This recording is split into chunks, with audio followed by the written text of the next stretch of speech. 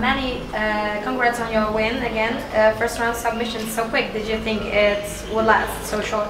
I always go on to what my coach says, and he has shown me his predictions. He thought that I was going to win the first round, and so whenever Bill tells me something, I just, I don't want to count on it, but I always feel like he has a very good understanding of the sport and how the fight's going to go. So I trust him completely.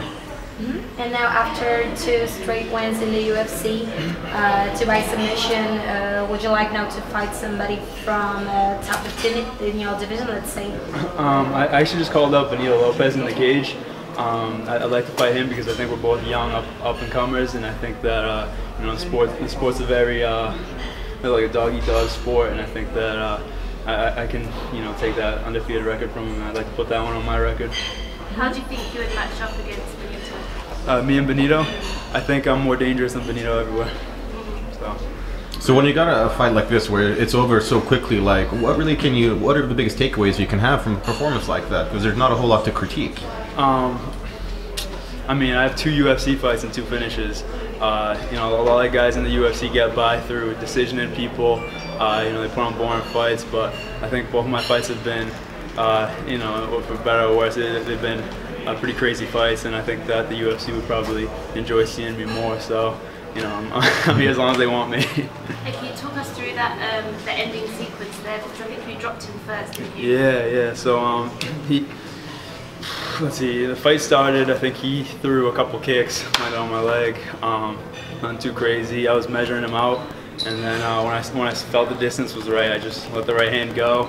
I've been working on my whole game, because my first performance, I feel like I lived up to what I could have done, and I think tonight I put on a little bit more of a show on the kind of fighter I actually am. I think I'm a much more complete fighter than what people are considering me to be.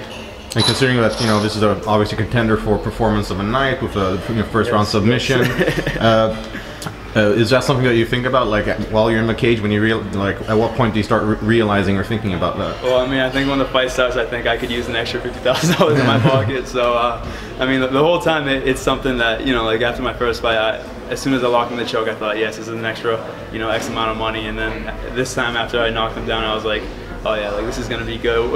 Even if he got back up and then dropped me or whatever it was, I was like, this is a good start to a fight, And it just happened so quick that. Is there like an extra bonus as well, considering that you had to wait? You guys were supposed to fight earlier. Fight got scrapped. Like, is there like an extra sort of like? Well, I think. I really wanted to fight him down in Liverpool just so that I can get so by now I'd probably have a 3rd fight in the UFC. But things happen the way they happen, and I don't blame him for because he had an infection which he can't control. So I'm just glad that I'm just glad that I got the matchup that I got to show off my skills with that kind of matchup. And I was just telling somebody else too, like he's an experienced fighter. He's been through tough. He's 10-3, I believe he was before me, and then he's fought. He's a different kind of fighter. He's one of those tough like UK fighters, more kickboxery, and I think I landed more significant strikes, and then I choked him out. So. Is there anything more satisfying about knocking someone down and then submitting them? I remember Donald Cerrone talking about it once, how it's extra satisfying. You couldn't beat them twice. Yeah, well, I mean, in the moment, in the cage, I was like, oh, like, what do I do with this now? It's like he's on the ground, I have to get down and choke him out. But yeah, it is definitely satisfying, hitting somebody, dropping them, and then choking them out. I think it's I just think it's funny because now not only did I choke him out, which is most of my finishes are actually most of my finishes are all chokes, but now it's like I choked him out. But if you look deeper into the record, I also dropped him first. So.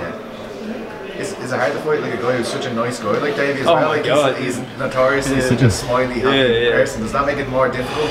No, because me and him, I feel like are very similar in our personalities. Like the first time I saw him, I was on the 2nd floor balcony of a hotel. He was on the bottom, and then we looked down, and we had never met each other before, but we both just raised our hands, like, hey, like what's going on? And then we started talking. He was FaceTiming his kid or something, but we both just started talking, hit it off from there.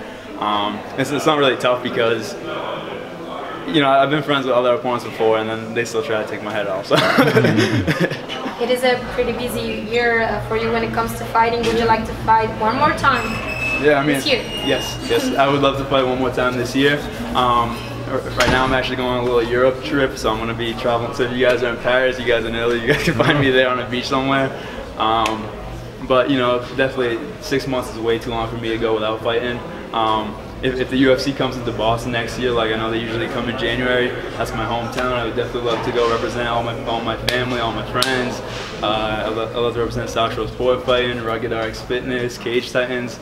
You know, my little town of Abington just has like just the most sincere people, and I would just love to see them all rile up and go down to the TD Garden and just, you know, support me down there. So. Right. Thank you very much. Congrats. Thank you guys.